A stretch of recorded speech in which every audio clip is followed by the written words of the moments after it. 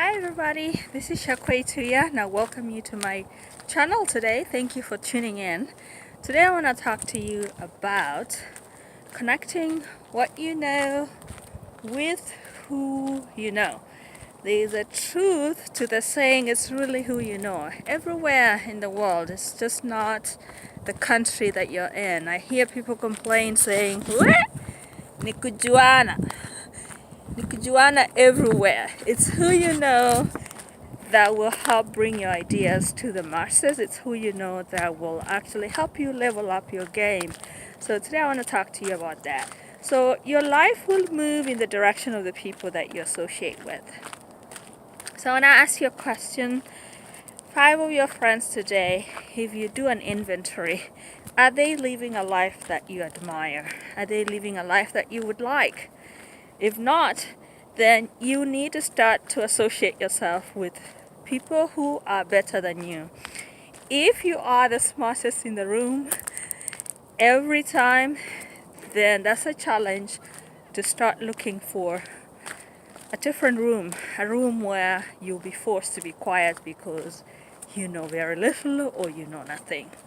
So associate yourself with people who are better than you. Stretch yourself and expose yourself to environments that are richer, wiser than where you are. Exposure will stretch you. It will stretch you. It will stretch you.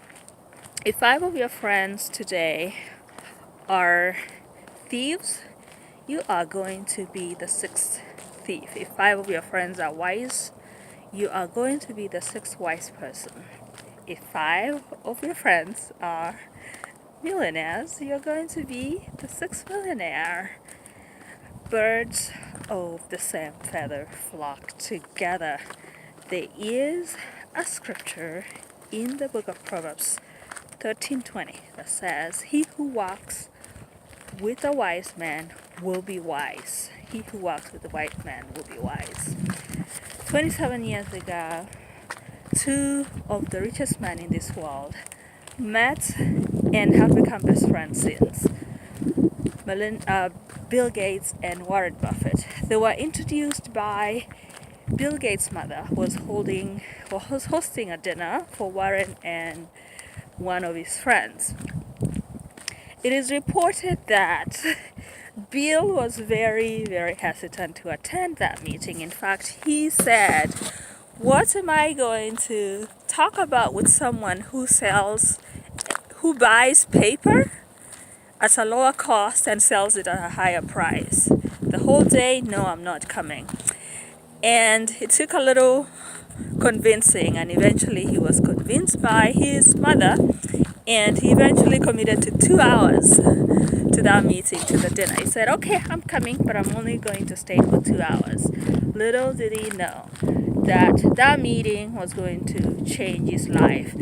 It is reported that when they met, they talked for 9 hours non-stop. And they've become best friends ever since.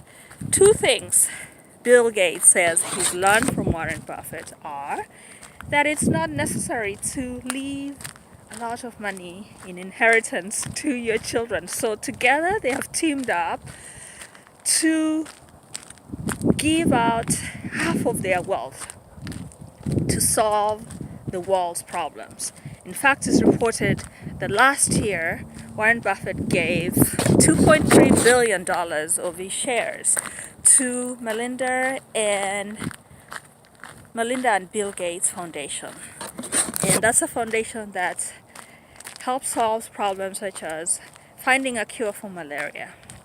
But of the same feather, influencing each other, power of association. Another thing Bill Gates says he's learned over the years from Warren is time management. He looked at the meeting, at one of their meetings, he looked at Warren Buffett's calendar for the month, and he only saw 3 things and the rest was blank. Because he said Warren Buffett takes a lot of time to think to himself, to meeting people. So from that, he has actually learned not to put so much in his calendar, and he has a ritual every year. 2 weeks he goes away by himself, 2 weeks in a year, to go think. Birds of the same feather. Association, making you better. You associate with people who stretch you, who makes you better, you're going to be better. So that's just an example. Nelson Mandela is known to have been a very good listener. Guess where he got that skill from? Nelson Mandela was raised by a village chief. His dad was a village chief, and who was his mentor. So as a young boy, Mandela would attend some of these meetings, and he'd watch his father listen to everybody speak in the meeting, and he'd be the last to speak. So one time he was asked where he learned how to be a good listener, he cited that. So exposing yourself with people who are going to make you better. It is important. Who you associate with is so very, very important. So to raise your game to a certain level, you have to raise your association, raise the level of the people that you're playing with. Richard Branson, I was listening to him the other day, and he said that I have a body of a 30-year-old. And guess why? Because every day he plays tennis, and every day he asks a younger player, someone who is half his age, to play together.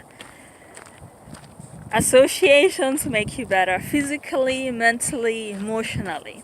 So look for people who are going to make you better. I'm not saying ditch your friends, but limit access to people who are not making you better emotionally, physically, spiritually. Where you go to rooms where you'll be forced to be quiet because you know nothing, or you have so much respect of those people. Be with people, at least have a few people that you really have to clean up your house before they come, because you never want them to see you that way. People that you respect. The power of association. There is a saying, an African saying, that says, if you want to go fast, go alone. But if you want to go far, go with someone. So find people who are going to take you further. Find people who are going to take you further. So that's all today. Thank you for tuning in. Let me see if I can show you. Sorry, my hair is a little messy. It is windy. It's a beautiful day. And here is where I am. Thank you so much for tuning in. I love you guys, and God bless you. See you again soon. Thank you. Bye-bye.